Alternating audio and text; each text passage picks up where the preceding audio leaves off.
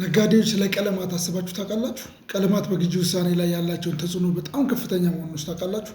ጥናቶች እንደሚያሳዩት 90% የሚሆኑ ደንበኞች ስለ አንድ ምርት የመጀመሪያ ግምት የሚሰጡት በነገራችን ላይ በምርቱ ቀለም ላይ ተመስርተው ነው ይላል ሳይንሱ። ከለር ሳይኮሎጂ ይባላል፣ የቀለማት ስነ-ልቦና። እንግዲህ አንድ ደንበኛ መጥቶ የሆነ እቃ መግዛት ሲፈልግ ከለር በጣም ተጽዕኖ ይፈጥርበታል ማለት ነው። የተለያዩ ቀለማት በአእምሯችን ውስጥ የሚፈጥሩትን ስሜትና በገበያ ላይ ያላቸውን ትርጉም በደንብ ማወቅ አለብን። ሁሉም ቀለማት ተመሳሳይ የሆነ ትርጉም የለውም። ለምሳሌ ቀይ ምን አይነት ነገር ይወክላል? በአእምሯችን ውስጥ ሲመጣ በቀለም ስነ-ልቦና ቀይ አጣዳፊነት፣ አስቸኳይ እና ጉልበት አለው ይባላል። ይህም የደም ግፊትንና የልብ ምትን የመጨመር አቅም አለው ይባላል እና በዚህ ሰዓት የረሃብ ስሜትን ይቀሰቅሳሉ ይሉታል።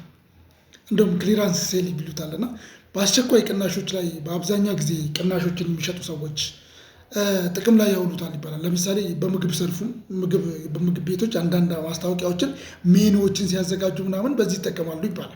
ለምሳሌ የማጣሪያ ሽያጮችን ስንሰራ ማስታወቂያውን በቀይ ብንጽፈው ስነ-ልቦናችን በጣም ቶሎ ብለን እንድንወስን ያደርገናል። ሌላው ሰማያዊ ነው፣ ብሉ። ይሄ እምነትና ደህንነትን በውስጡ ይዛል ይባላል። ሰላም፣ መረጋጋትንና አስተማማኝነትን በአእምሯችን ውስጥ ወክሎ ያሳየናል። እንግዲህ ባንኮች ለምሳሌ ኢትዮጵያ ውስጥ ዳሽን ባንክ ይጠቀመዋል። ቴክኖሎጂ ተቋማትና የጤና ድርጅቶችም አንዳንድ ቦታ ይጠቀሙታል። ማስታወቂያዎችን፣ ወንበሮቻቸውን፣ የተለያየ አይነት ነገሮቻቸውን። ይሄ ደንበኛው ደህንነቴ የተጠበቀ ነው ብሎ እንዲያምን ሊያደርገው ይችላል። ለምሳሌ ባንክ ላይ ንብረት ያስቀምጣል። ጤና ተቋማት ሲሄድ ደህንነቱን ይፈልገዋል። ሌላው ቢጫ ነው። እንግዲህ ቢጫ ብሩህ ተስፋ አለው፣ ደስታን ያሳያል ይባላል እና ትኩረትን በፍጥነት ይስባል። ቢጫ ትኩረትን በፍጥነት ይስባል እና ደስተኛና ቀና ስሜትን በሰዎች ውስጥ ይፈጥራል ይባላል። እንግዲህ ለምሳሌ በመስኮት ላይ ለሚንጠለጠሉ ማስታወቂያዎች ዊንዶ ሾፒንግ የምንላቸው ላይ ሰዎች ለመሳብ ውጤታማ ነው ይባላል እና ማስታወቂያዎችን ስንጽፍ እዛ አካባቢ የምንደረድራቸው እቃዎች በቢጫ የተዋቡ ቢሆኑ በጣም ጥሩ ነው። ግን ሲበዛ የአይንን በጣም ሊያዝል ይችላል ይባላል። ሲበዛም አይመከርም በነገራችን ላይ ቢጫ።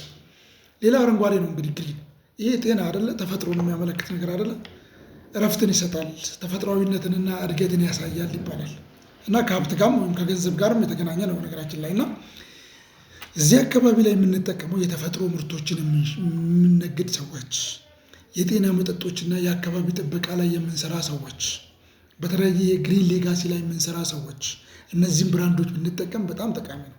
ሌላው እንግዲህ ጥቁር ነው፣ ብላክ የቅንጦትና የጥራት ነው ይባላል። በነገራችን ላይ ጥቁር ስልጣንንም ያሳያል ይባላል። ጥቁር ሱፍ፣ ጥቁር መኪና አስባችሁታል? ሌግዠሪ እና ጥንካሬንም ያሳያል ይባላል ጥቁር።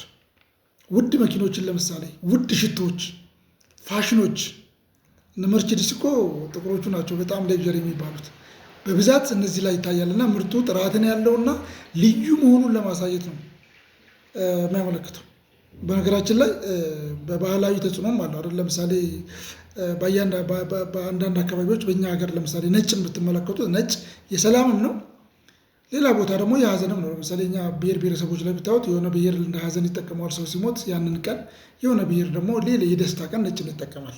እንግዲህ የብራንድ ማንነት ቀለሙ ከሚሸጠው እቃ ጋር መጣጣም አለበት። ለምሳሌ በነገራችን ላይ ቅድም ሌግዠሪ ብለን ጥቁሩን አነሳን እንጂ የህፃናት መጫወቻ ለምሳሌ ጥቁር ብንሰራ ቤተሰብ አይገዛም እና የህፃናት መጫወቻ ምንድን ነው ምን አይነት ቀለማትን ማድረግ አለብን ብለን በደንብ ማወቅ መቻል አለብን።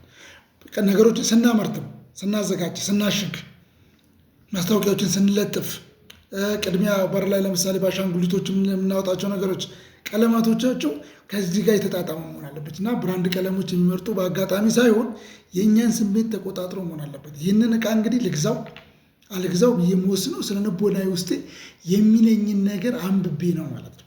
እስቲ እናንተ ከዚህ በፊት ስለ ቀለማት እና ስለ ንግድ ያላችሁ ግንዛቤ ምን ይመስላል? አሁን የሰማችሁት ነገር ካላችሁ ንግድ ጋር እንዴት አጣጥማችሁ እየሄዳችሁ ነው? ሀሳባችሁን ኮመንት ሴክሽን ላይ አሳውቁ። አመሰግናለሁ።